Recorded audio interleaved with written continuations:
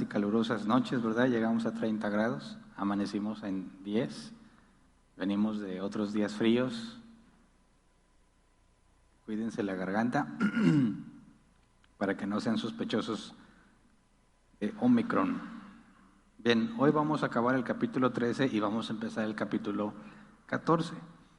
Se me hizo bien largo el 13, ¿verdad? Por las 2 semanas que no tuvimos sesión de miércoles.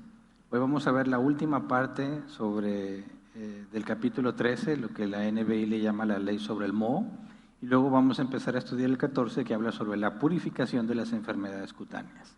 Es decir, al acabar el capítulo 13, acabamos con las leyes sobre las enfermedades cutáneas, y el capítulo 14 empieza a hablar sobre cómo debe de ser reintegrada una persona que fue curada de lepra. Así que empezamos con la última parte del capítulo 13, en Levítico 13, versículo 47 al 50. Dice, cuando la ropa de lana o de lino se llene de moho, o aparezca en la urdimbre o trama del lino o de la lana, o en algún cuero o artículo de piel, y su color sea verduzco o rojizo, se trata de una infección de moho, y deberá mostrársela al sacerdote, quien examinará la mancha y aislará durante 7 días el objeto infectado. Ahora, cuando dice aquí moho, en realidad en hebreo dice lepra, la misma palabra que se utiliza para hablar del que está infectado con lepra. Así que está hablando de lepra en la ropa. Dice el comentario de Elicots, el hecho de que la misma frase, plaga de lepra, se use tanto en el caso de vestiduras como en el caso de los seres humanos, y que los síntomas y el funcionamiento de las vestiduras leprosas y de los hombres leprosos sean idénticos, muestra sin lugar a dudas que la misma enfermedad se significa.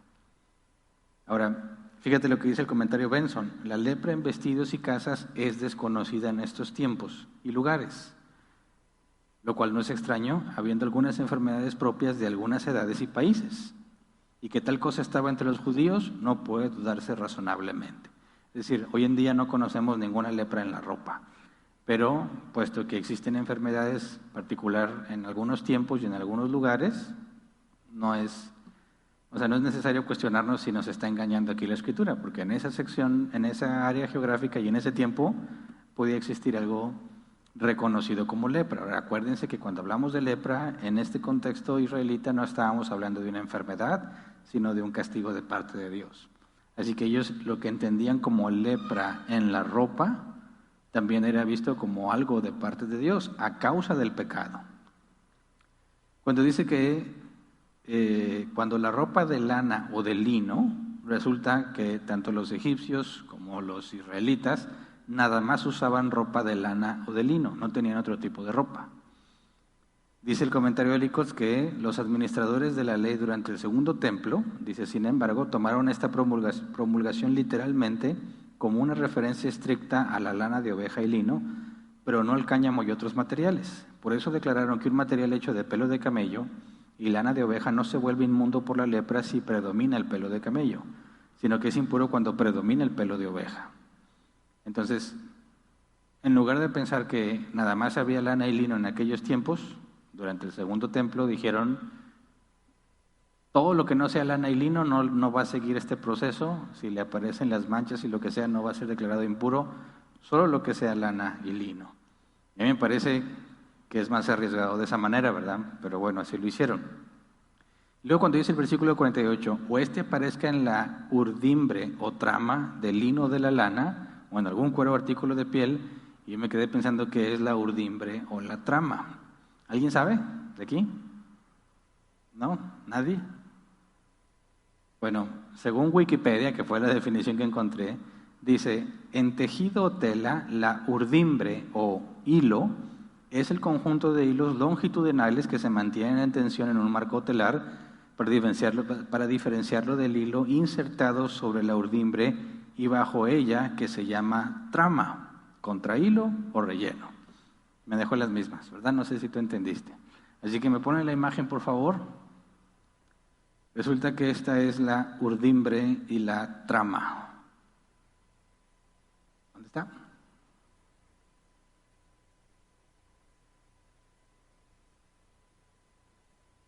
Urdimbre, los que corren en paralelo, verticalmente, y la trama, los que corren en paralelo horizontalmente. Por el detalle de si aparece en la urdimbre o en la trama, digo, si yo veo una mancha en la ropa, no sé qué diferencia hay si está de un sentido o del otro sentido, ¿verdad? Por eso dice el comentario Benson.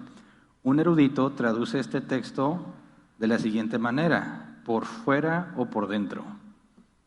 Es decir, en lugar de hacer distinción entre la urdimbre y la trama, dice que se puede traducir como por fuera o por dentro. Tiene sentido, ¿no? A lo mejor se vuelve más práctico. Si tiene la mancha por fuera o por dentro, como quiera debe ser declarada impura.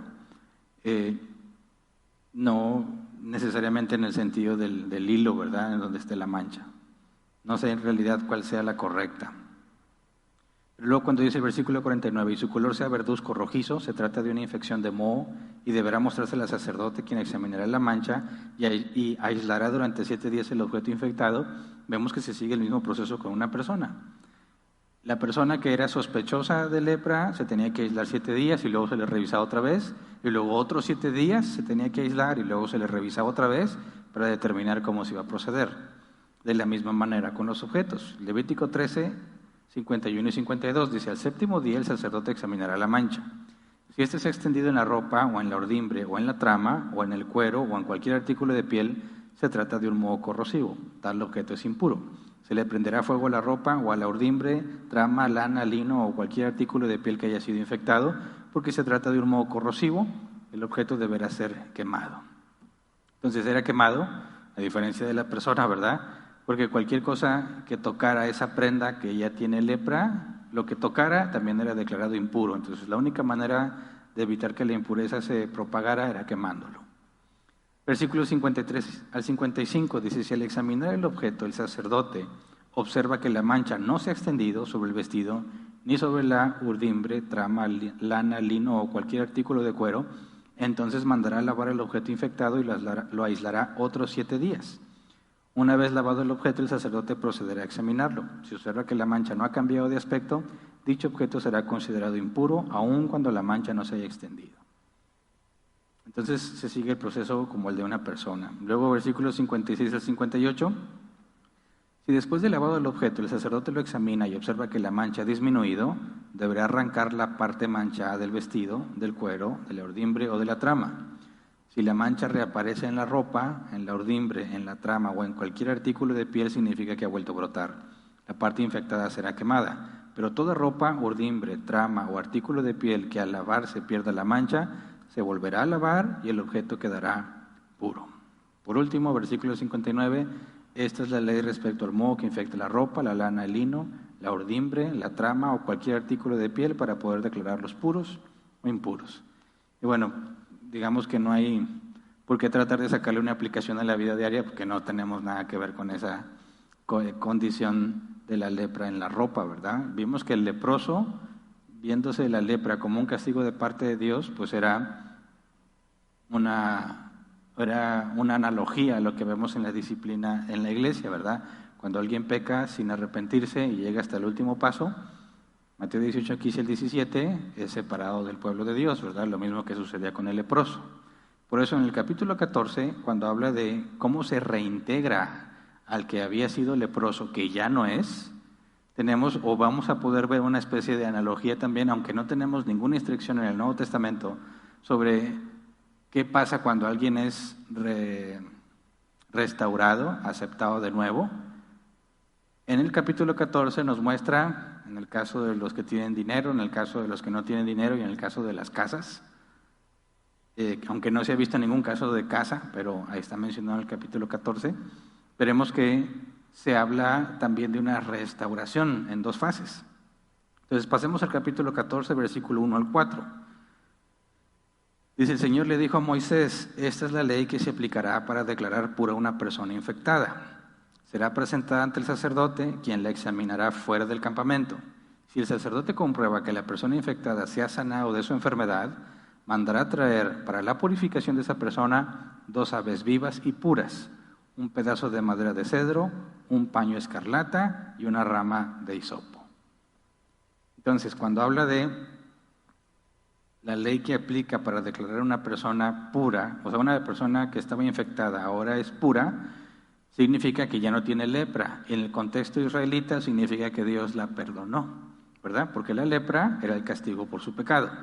Si la lepra desaparecía, implicaba que Dios la había perdonado.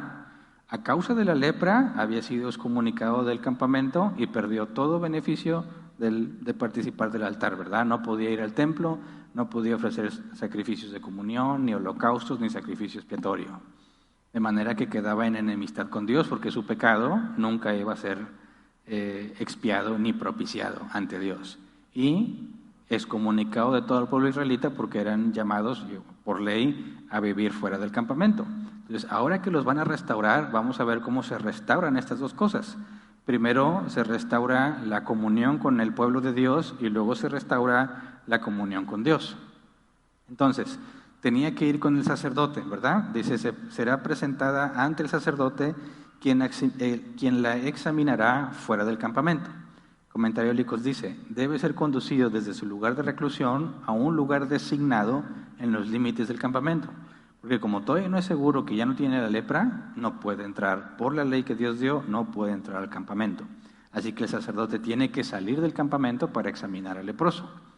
Comentario Benson dice, cuando va a ver al sacerdote es no a la tienda, no a la casa del sacerdote, sino a algún lugar fuera del campamento de la ciudad donde el sacerdote designe para encontrarse con él. Entonces imagínate, tú eres un leproso, bueno, perdón por el ejemplo, ¿verdad? Eres un leproso y ya fuiste curado. Los leprosos, acuérdense, tenían que dejarse el pelo despeinado, crecer el cabello y despeinado y la ropa desgarrada, ¿verdad? Y tenía que gritar, soy leproso. Ahora, si yo ya no tengo lepra, no puedo dejar de hacer lo que debo de hacer como leproso. O sea, no he perdido mi condición de leproso, sino hasta que el sacerdote declare oficialmente que soy limpio. Entonces, no puedes dejar de advertir a la gente que estás cerca de ellos. Tú no podías entrar al campamento a avisar. ¿Se acuerdan que vimos la semana pasada que había una especie de emisario que iba delante de los leprosos para decir con tiempo a las personas que se iban a acercar leprosos? Esos emisarios de seguro no eran leprosos, ¿verdad? Sino ellos mismos necesitarían un emisario. Entonces piensa, ¿cómo le hace un leproso para hablar con el sacerdote, para pedirle que venga y lo examine? O sea, ¿cuándo me da una cita sacerdote? Porque se me hace que yo ya estoy limpio y necesito que me revise. Bueno, ellos no podían ir, ¿verdad? Tenían que mandar a alguien, probablemente el emisario, o tendrían que gritarle a alguien de lejos, pedirle el favor, quizás a un familiar que vive en el campamento. Y te pones a pensar, ¿sería probable que los familiares le dieran alguna vuelta a su familiar leproso que vive fuera del campamento? Quizás alguno tendría la esperanza de que esté limpio y le daría un check cada X tiempo. El leproso tenía que conseguir a alguien sano que le dijera al sacerdote que necesitaba una cita. No se especifica cómo era ese proceso o si había gente dedicada, pero tenía que encontrar a alguien que le avisara al sacerdote para que fuera a examinarlo. Cuando dice, si el sacerdote comprueba que la persona infectada se ha sanado de su enfermedad, mandará traer para la purificación de esa persona 2 aves vivas y puras, un pedazo de madera de cedro, un paño escarlata y una rama de hisopo. Entonces, ya que dice, ¿estás limpio? Bueno, tienes que traer ofrenda, sacrificio. A esto se refería Jesús cuando le dijo al leproso que había sanado que se presentara ante el sacerdote. Vamos a verlo en Mateo 8, versículo 2 al 4. Dice, un hombre que tenía lepra se le acercó y se arrodilló delante de él. Señor, si quieres, puedes limpiarme, le dijo. Jesús extendió la mano y tocó al hombre. Sí quiero, le dijo, queda limpio. Y al instante quedó sano de la lepra. Mira, no se lo digas a nadie, le dijo Jesús, solo ve, preséntate al sacerdote y lleva la ofrenda que ordenó Moisés para que le sirva de testimonio. O sea, le está diciendo al ex leproso que cumpla el proceso para ser restaurado en el pueblo de Dios, ¿verdad? Ahora, a mí me surgen preguntas. ¿Un leproso tendría los medios para conseguir eso? ¿Algún familiar le ayudaría? ¿O cómo le hacía? Digo, ya nos habíamos preguntado de qué vivían, ¿verdad? ¿Qué comían? Y dijimos, bueno, pues si viven aislados y vivían entre ellos, algunos todavía tenían sus dedos, que eran de las primeras cosas que perdían, ¿se acuerdan? Quizás podían ellos cultivar sus propios alimentos, ¿verdad? Pero en el caso de decir, oye, por ahora tengo que traer una ofrenda para que yo sea declarado limpio, no sé si implicaba un tiempo en el que el leproso, bueno, ex leproso, tendría que buscar los medios para conseguirlo, o si algún familiar le ayudaba con el proceso, no se especifica. El punto es que tiene que llevar la ofrenda. Luego, Levítico 14, 5 al 7. El sacerdote debería ofrecer una ave junto con otros símbolos. O sea, le pedían 2 aves, ¿verdad? Madera de cedro, hisopo y agua de manantial. Dice Levítico 14, 5 al 7. Después el sacerdote mandará degollar la primera ave sobre una vasija de barro llena de agua de manantial. Tomará la otra ave viva, la madera de cedro, el paño escarlata y la rama de hisopo, y mojará todo eso junto con el ave viva en la sangre del ave que fue degollada sobre el agua de manantial. Luego rociará 7 veces a quien va a ser purificado de la infección y lo declarará puro. Entonces dejará libre a campo abierto al ave viva. Y obviamente que hay un simbolismo, ¿verdad? ¿Por qué todas esas cosas? No se especifica. Pero si tú lees comentarios bíblicos, cada comentarista te da una explicación de los símbolos de manera diferente. Y bueno, cuando hablamos así de un símbolo, pues no hay forma de saber si la interpretación del símbolo es correcta o no, ¿verdad? Cualquier interpretación puede darse. Entonces no le voy a hacer énfasis a lo que puede significar, pero hubo una que me hizo sentido, no sé si sea correcta, el comentario de Matthew Henry dice: los 2 pájaros, uno muerto y el otro sumergido en la sangre del pájaro muerto y luego soltado, pueden representar a Cristo derramando su sangre por los pecadores y resucitando y ascendiendo al cielo. ¿Quién sabe, verdad? Pero dije, no suena tan descabellado.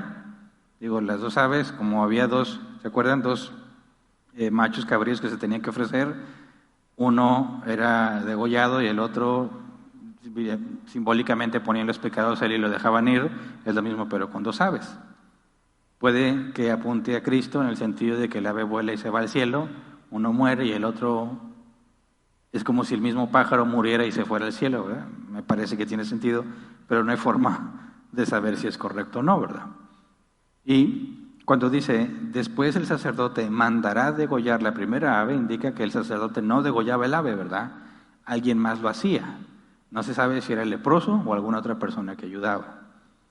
Cuando dice sobre una vasija de barro llena de agua de manantial, cuando dice agua manantial, en la original dice agua viva, ¿verdad? No podía ser agua estancada. ¿Por qué? No se sabe. Pero, ¿por qué la vasija de barro con agua?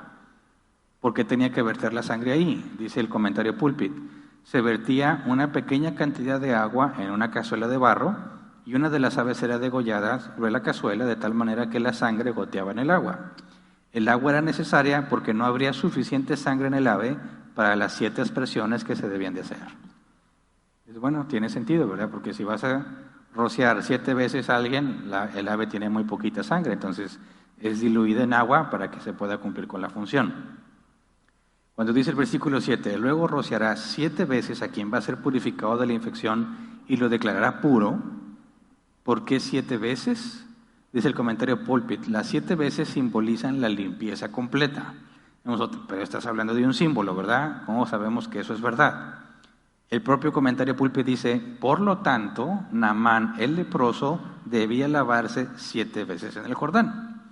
Si vamos a 2 de Reyes, capítulo 5, versículo 10, cuando Naamán se entera que, una de las siervas de Naamán le dice que esta era israelita, le dice que hay un profeta que lo puede ayudar y van a visitarlo y Naamán le lleva regalos y cuantas cosas, pero Eliseo ni siquiera lo recibe, de lejos le manda este mensaje, dice 2 de Reyes 5:10, entonces Eliseo envió un mensajero a que le dijera, ve y zambúllete 7 veces en el río Jordán, así tu piel sanará y quedarás limpio. Y dices, aquí hay una especie de paralelismo, ¿verdad? En el río Jordán, porque el agua es viva, agua corriente. El ave viva era sumergida en el agua corriente con sangre y tenía que rociar al infectado 7 veces. Bueno, al ex leproso, ¿verdad? Para declararlo limpio. Y Eliseo le dice a Naamán, vete al Jordán, agua corriente, y sumérgete 7 veces. Y así vas a quedar limpio, ¿verdad? Entonces como que sí se parece, ¿verdad? Entonces cuando dices el simbolismo es de que va a ser limpio o que ya está limpio, pues tal vez tiene sentido con lo que se le pidió a Naamán, que tenía que sumergirse 7 veces también. Así que puede que ese simbolismo sea válido porque encontramos una referencia bíblica a ese mismo efecto. Después la persona en cuestión debía debía prepararse para poder entrar de nuevo al campamento, y es donde se hace la primera restauración. El leproso quedaba excluido de los beneficios del templo, no podía estar en paz con Dios y excomunicado del pueblo de Dios. Para ser reingresado sucedía así en el mismo orden, ¿verdad? En reversa. Primero tenía que ser restituido a la comunión con el pueblo de Dios y luego con el templo. Entonces leemos Levítico 14, 8 y 9, dice: el que se purifica deberá lavarse la ropa, afeitarse todo el pelo y bañarse, así quedará puro. Después de esto podrá entrar en el campamento, pero se quedará fuera de su carpa durante 7 días. Al 7º día se rapará por completo el cabello, la barba y las cejas, se lavará la ropa y se bañará, así quedará puro. Ya habíamos visto que el baño era una especie de símbolo de limpieza, ¿verdad? Y también materialmente. Se tenían que bañar. Cuando Dios iba a manifestar ante los israelitas por primera vez, les pidió a todos que se bañaran, ¿verdad? Los sacerdotes, cuando iban a ser consagrados, se tuvieron que bañar. Ahora, el leproso para reingresar se tiene que bañar, pero aparte tiene que retirar todo el vello de su cuerpo 2 veces. La primera vez, cuando ingresa por primera vez al campamento, y luego 7 días después, otra vez se vuelve a quitar todo el vello. ¿Por qué? No se especifica, y algunos piensan que es un simbolismo de dejar atrás todo lo que tenías, ¿verdad? Pero el punto es que para mí hay un cambio radical en la persona, porque ellos se dejaban el pelo largo y despeinado, ¿verdad? Y andaban así en harapos. No creo que fuesen muy higiénicos.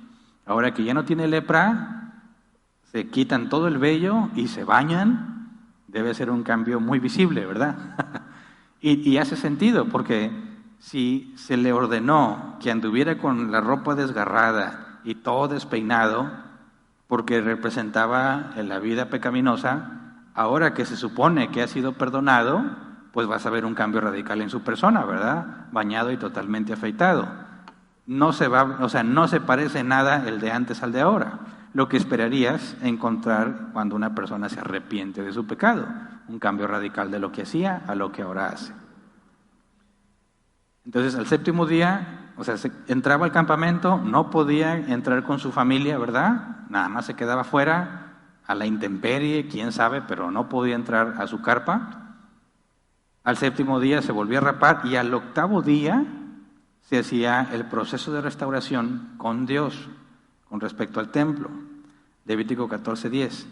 Al 8º día, el que se purifica deberá traer 2 corderos sin defecto y una cordera de 1 año, también sin defecto. Como ofrenda de cereal, traerá 6 kilos de flor de harina amasada con aceite, junto con 1/3 de litro de aceite. Ahora, era costoso, ¿se acuerdan? Traer 3 corderos. Si para un cordero había un caso para los pobres, ¿verdad? Traer 3 corderos era costoso. ¿Lo podía costear el leproso? ¿Le ayudaba a su familia? Quién sabe, no se especifica. Pero más adelante en el capítulo también se habla del caso de los pobres.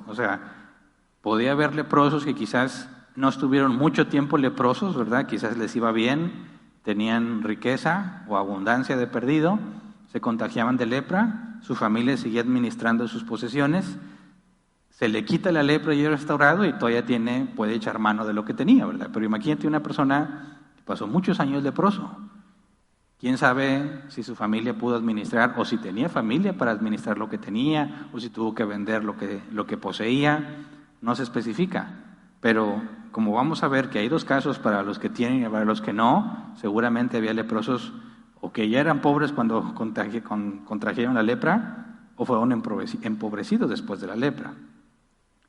Pero dice Levítico 14, 11 al 13, dice: el sacerdote que oficia en la purificación presentará ante el Señor a la entrada de la tienda de reunión al que se purifica y a sus ofrendas. Después el sacerdote tomará uno de los corderos, junto con el aceite, lo ofrecerá como sacrificio por la culpa. Lo mecerá ante el Señor, pues se trata de una ofrenda mecida. Después degollará el cordero en el lugar santo, donde se degüellan las víctimas del sacrificio expiatorio y del holocausto, porque el sacrificio por la culpa, al igual que el sacrificio expiatorio, pertenecen al sacerdote. Se trata de algo sumamente sagrado. Entonces, lo primero es presentar un sacrificio por la culpa. ¿Se acuerdan por qué eran los sacrificios por la culpa? Cuando tú reconocías haber cometido una falta. Nadie te ha acusado, ¿verdad? Tú mismo reconocías y tú mismo presentabas tu ofrenda para poder estar en paz con Dios. ¿Por qué? Porque acuérdense que vivían en una ley condicionada a la obediencia.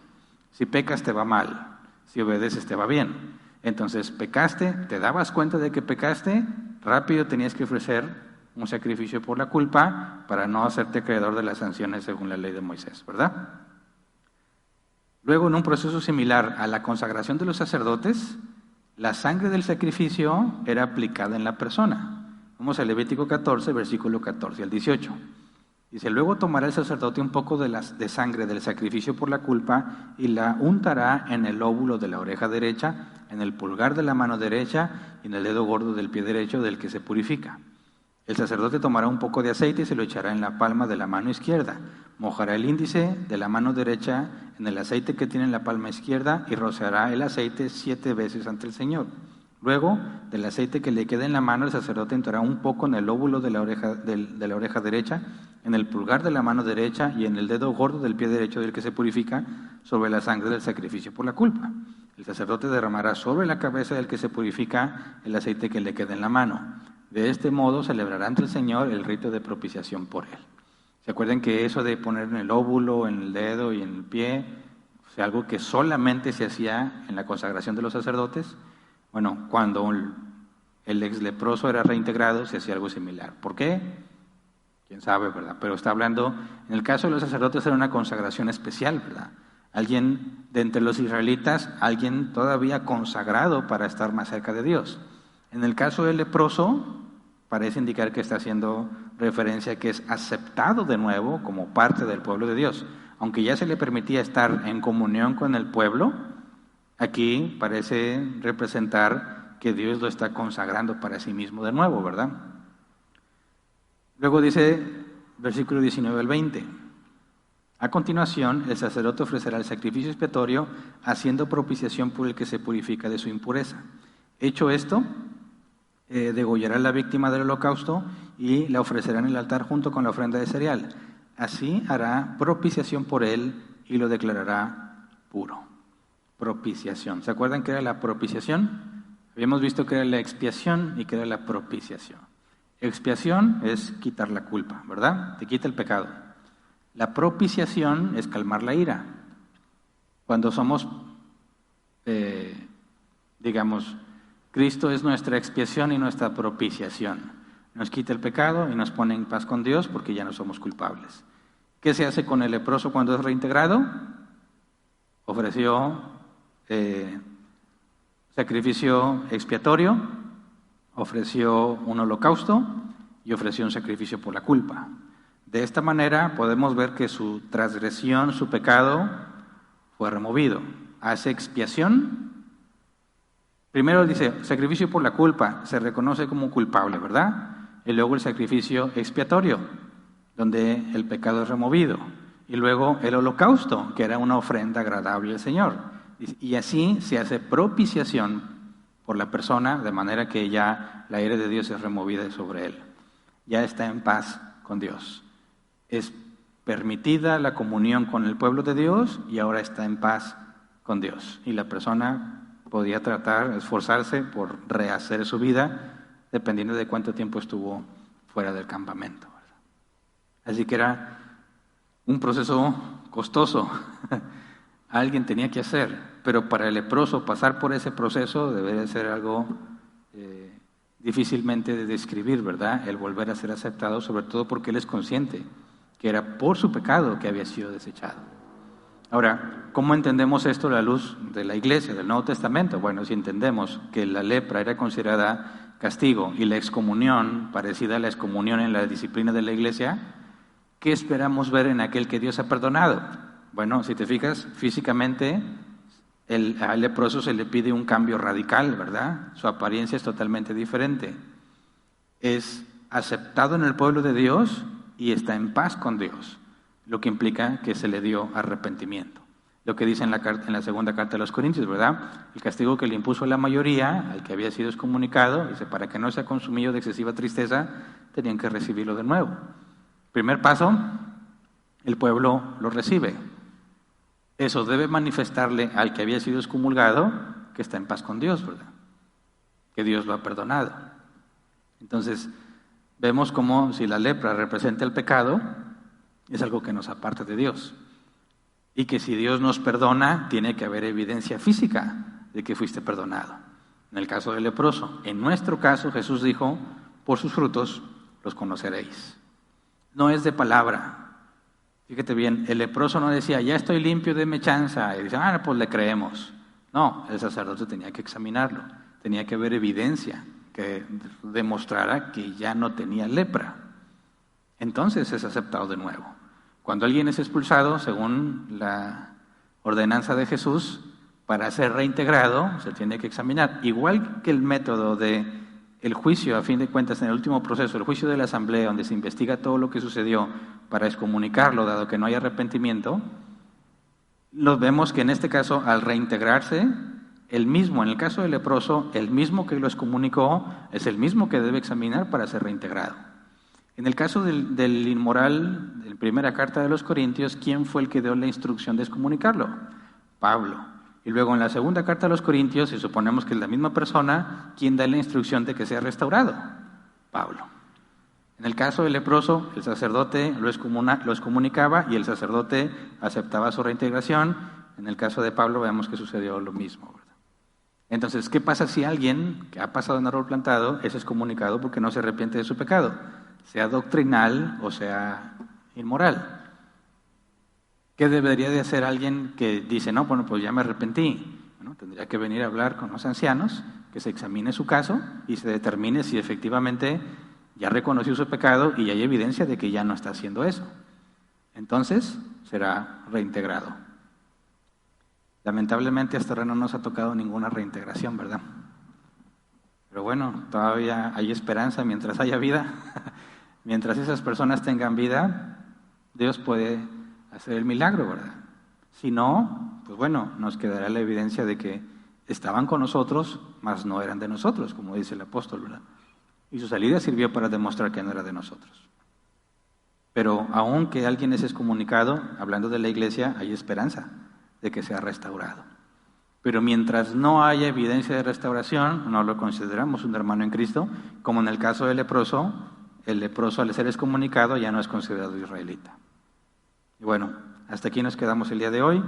Si Dios quiere, la próxima semana vemos el caso del pobre. Que vamos a ponernos de pie y vamos a orar.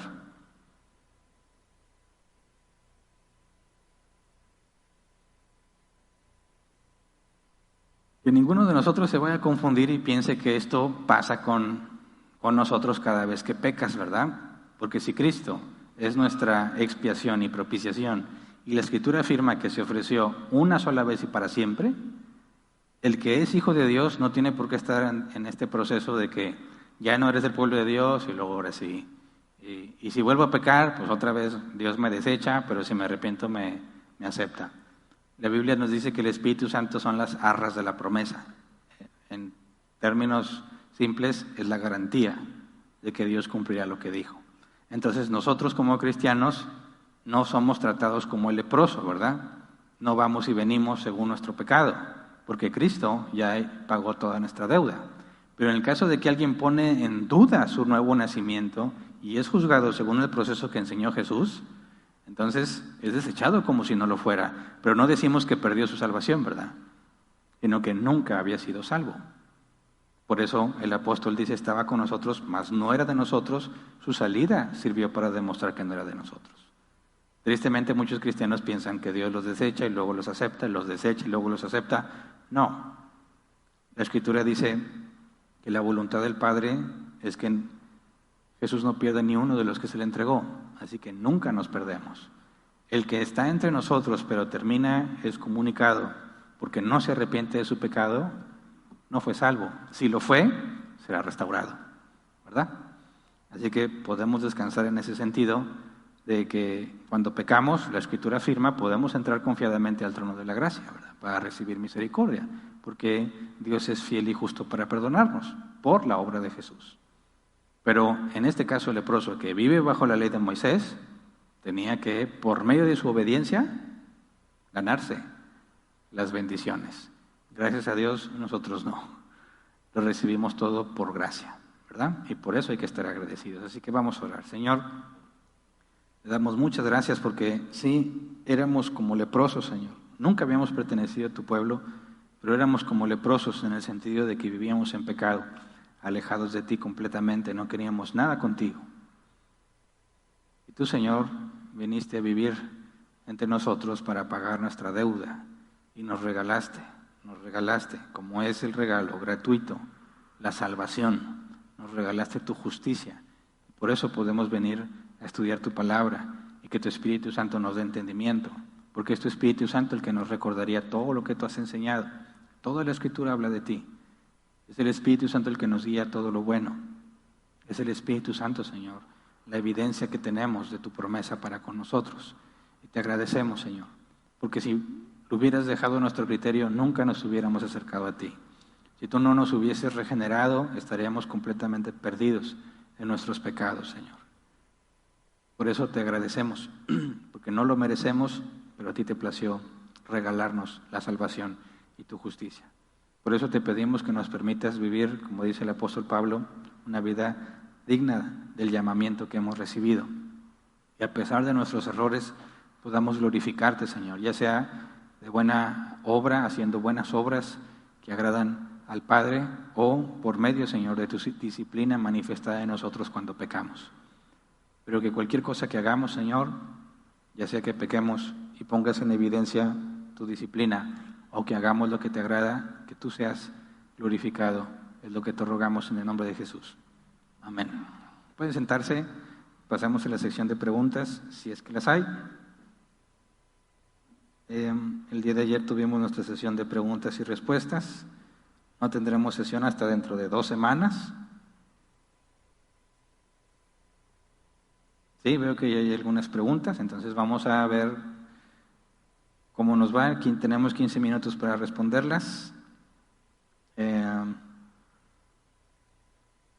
Está el código QR en pantalla para que se agreguen al grupo de WhatsApp. Si estás en línea, puedes hacer tu pregunta en los comentarios, ya sea de Facebook o de YouTube, y nuestros hermanos de multimedia lo van a comunicar, lo van a pasar a este grupo.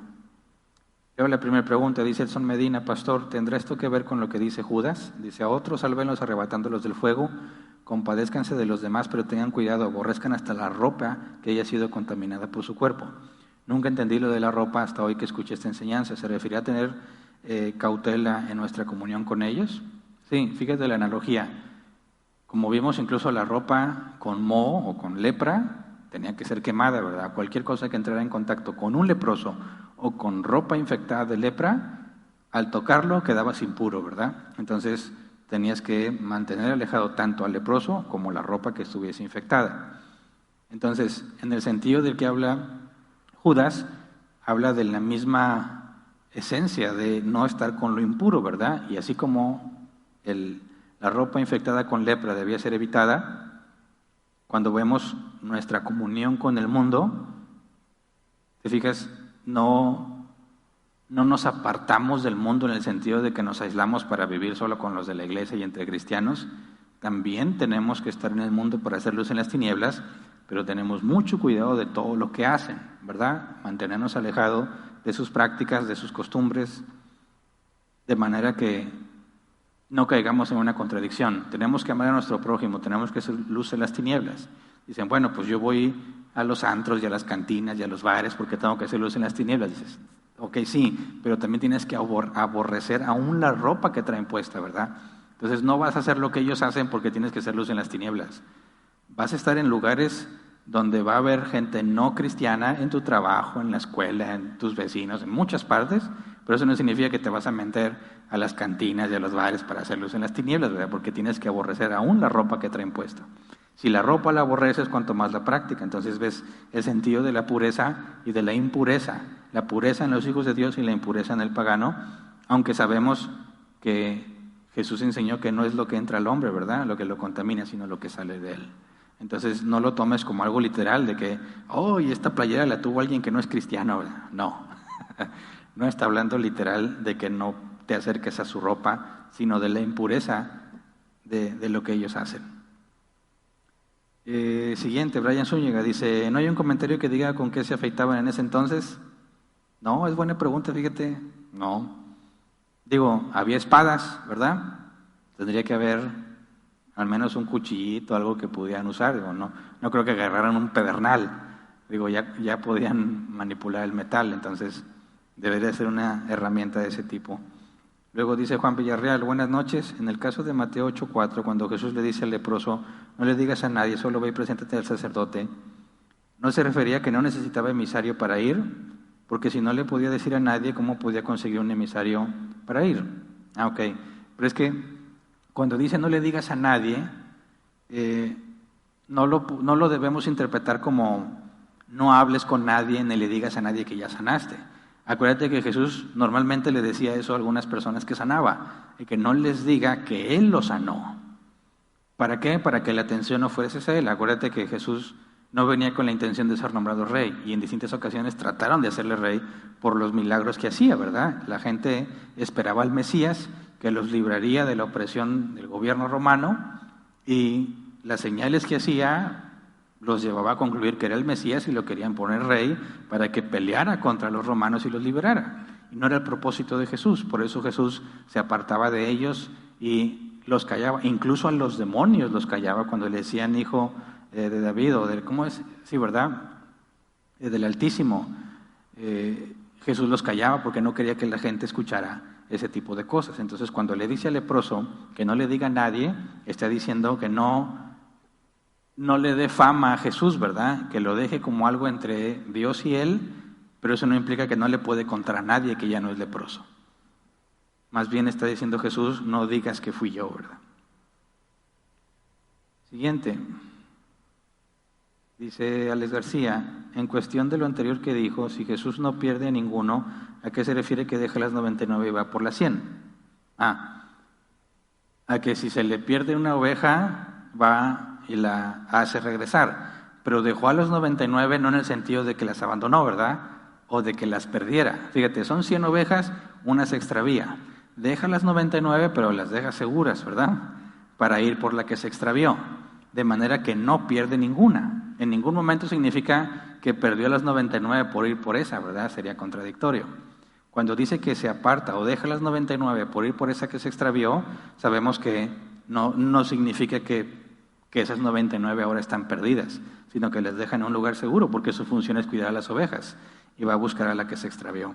Así que en lugar de que esa parábola comunique que Jesús perdió ovejas, en realidad está diciendo que no pierde ni una, ¿verdad?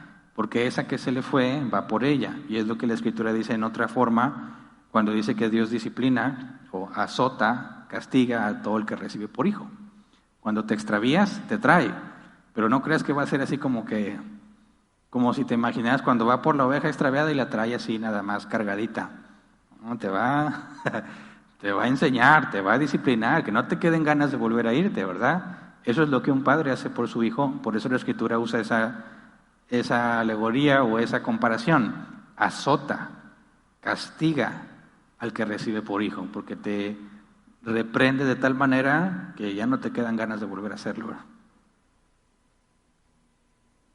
¿verdad? Siguiente, dice Alex García, si la lepra era contagiosa, ¿qué pasaba si alguien se contagiaba? ¿Dios predestinaba su contagio por algún pecado? Pues mira, si lo ves no como una enfermedad, sino como un castigo de parte de Dios, la gente no tendría miedo a contagiarse por entrar en contacto con él. Lo evitaban para no ser declarados impuros, porque si entrabas en contacto con él, todo un día te tenías que aislar y te generaba pérdidas, ¿verdad? Con tus rutinas, con tu trabajo, con lo que tuvieras que hacer. Todo ese día quedabas aislado y al día siguiente ya podías reintegrarte a la vida normal. Entonces, no es como que estuviesen preocupados por contagiarse, porque si un día que te aislaras era suficiente para reintegrarse, entonces no había esa posibilidad de contagio. Ahora, se supone que la lepra es contagiosa, ¿verdad? Pero en aquel entonces, acuérdate que en el contexto que se encuentra no se veía como una enfermedad, sino como un castigo de parte de Dios. Entonces, no hay ningún ejemplo de alguien que se contagiara por estar con el leproso. Simplemente era considerado impuro, se aislaba un día y luego se reintegraba. Por eso la gente no se acercaba a ellos. Nosotros deducimos que si era una infección, ¿verdad?, fuera del contexto israelita, deducimos que si era una infección podría tener fines, el aislarte y el no acercarte a él podría evitar que se contagie, pero no hay nada en la Escritura que indique que los israelitas pensaban que se podía contagiar. Por eso, cuando propones el caso de que alguien contagiado implicaría que Dios lo había predestinado, no aplica, porque no hay ninguna instrucción que indique que te puedes contagiar en la Escritura. Y si Dios lo usa en ese contexto para mostrar que alguien pecó, tú no tendrías que preocuparte de ser contagiado porque no eres partícipe del pecado de otro.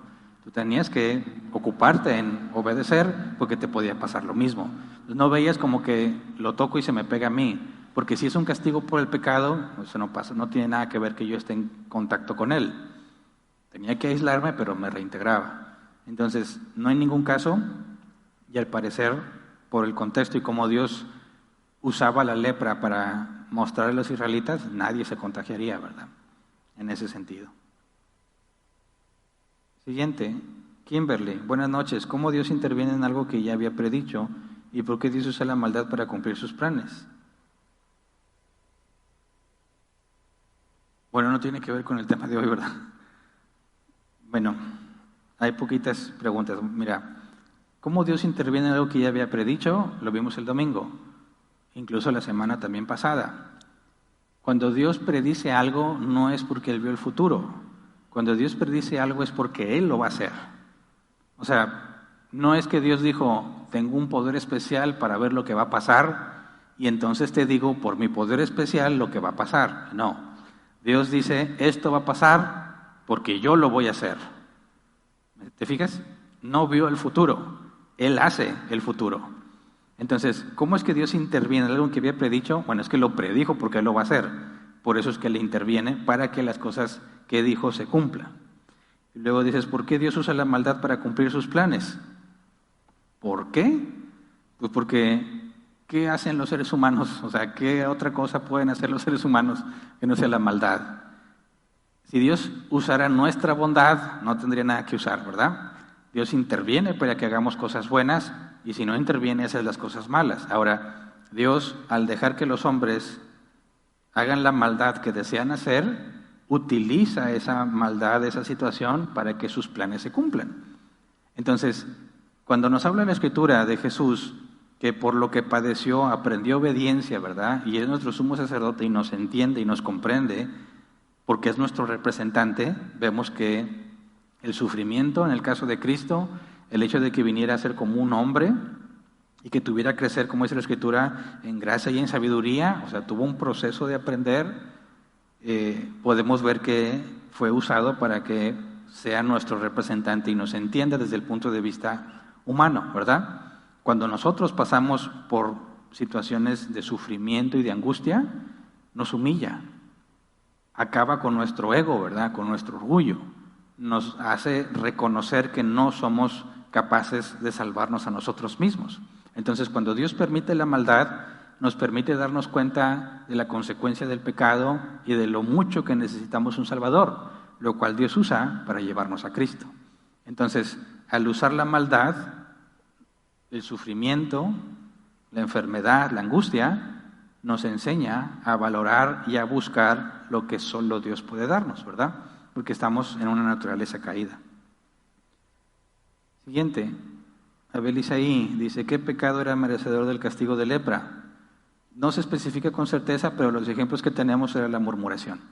En el caso de Miriam o María, según la traducción, la traducción que leas, la hermana mayor de Moisés y de Aarón, al estar murmurando contra Moisés, quedó llena de lepra. Se supone que así es como se identificaba, ¿verdad? Un pecado por murmuración, por andar hablando de alguien más, decía el creador de la lepra. Pero no dice la Escritura que sea el único caso, ¿verdad? Pero sí sabemos, al menos en ese caso, que en el caso de Miriam, por murmurar, quedó leprosa temporalmente.